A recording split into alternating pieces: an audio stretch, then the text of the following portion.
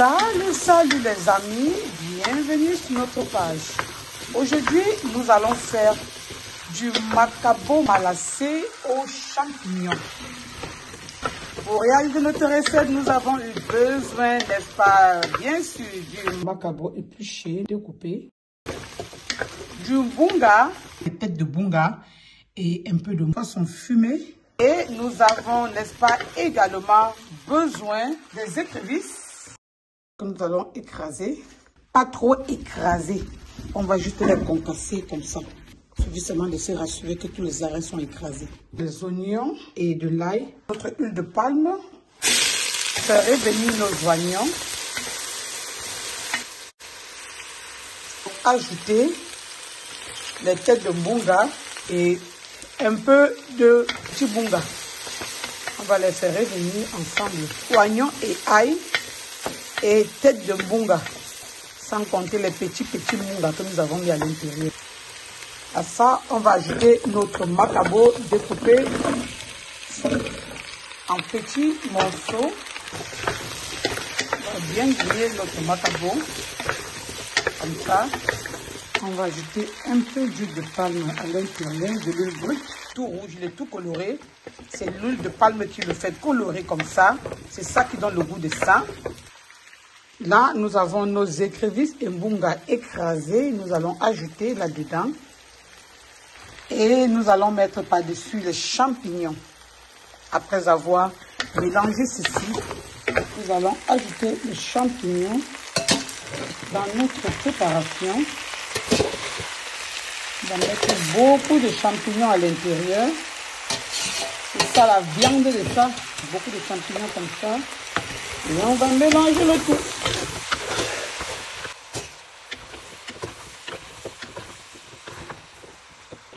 Après avoir mélangé ici, nous allons y ajouter le reste des écrevisses et de bunga écrasé à l'intérieur. Quand je vous dis que le champignon dépasse la viande, vous croyez que je blague. La nature nous a tout donné. On n'a même pas besoin de tuer les bêtes. La nature nous a tout donné. Où est le champignon? Le goût du macabo malassé, si. Ah, allez essayer, vous venez témoigner, pardon. Le macabo malassé aux champignons, qui ne connaît pas ça à l'Ouest Cameroun? Ça, ce sont les nourritures que quand la grand-mère te sortait ça comme ça, quand tu partais au champ avec elle. Elle tombe un jour là où on a un peu la chance. On arrive au champ que les champignons poussent tout seuls. La grand-mère dit que, hé, c'est pas, pour du priya. Elle dit que, panabia, nam chance, tu as chance, vieux, ta me tape. On va aller te terrer quelques macabos. La grand-mère a son huile rouge, un peu de mbunga. Elle a son mélange d'écrevisses avec le mbunga qu'elle a écrasé dans une petite bouteille comme ça là. Elle te malasse le macabo avec le champignon. Tu commences à parler en langue de mouffe. Elle bout un peu le champignon.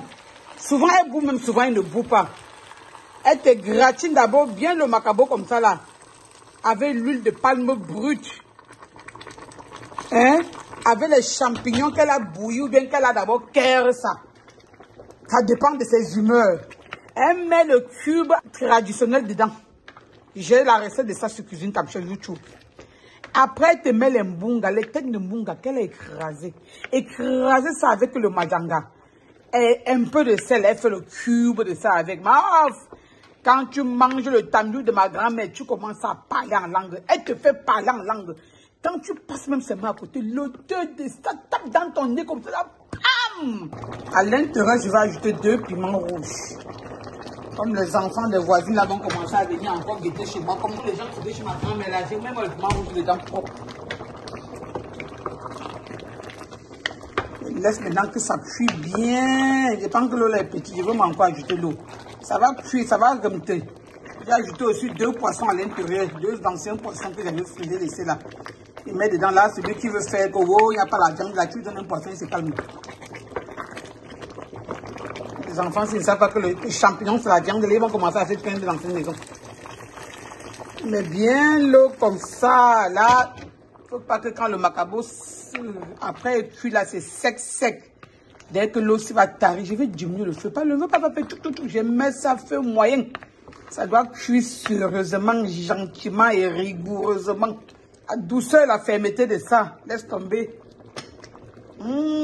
Dès que ça fait déjà là, il faut que je ferme ma marmite. Tranquille. Je fais ma marmite et je laisse cuire. Nous allons faire cuire notre macabo comme ça pendant à peu près 30 minutes. Le macabo doit être bien cuit. Vous savez que le macabo n'est pas la patate. Comme il y a une adage de chez nous qui dit que c'est la patate qui avait accepté qu'on la mange crue. Parce que la patate ou le cassava, je vais dire que le manioc, tu peux la manger crue, bouillie, frit ou brûlée. Alors que le macabo, si tu tentes de ne pas bien cuire le macabo, c'est ton problème. Il doit être bien cuit. C'est même pas que demi là. Le macabo et le taro, prépare-moi ça très bien.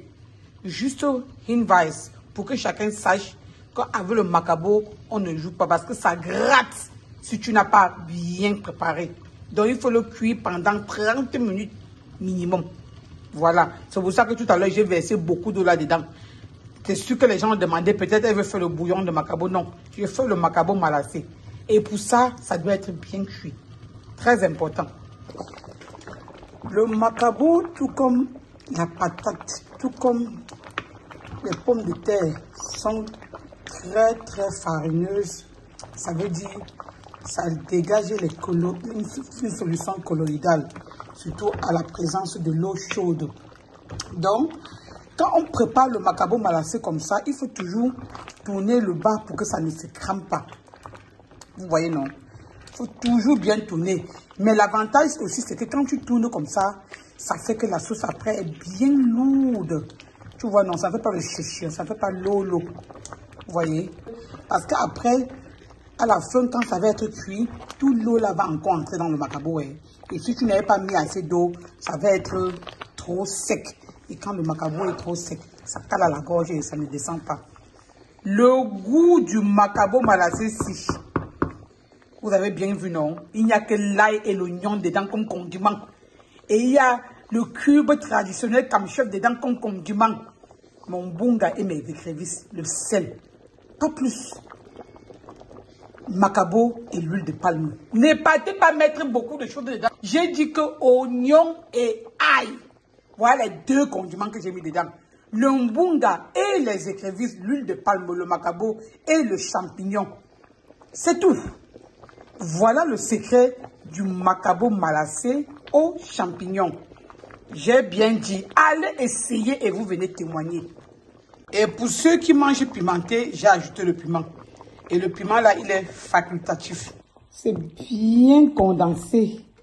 Là, on n'a plus rien à dire.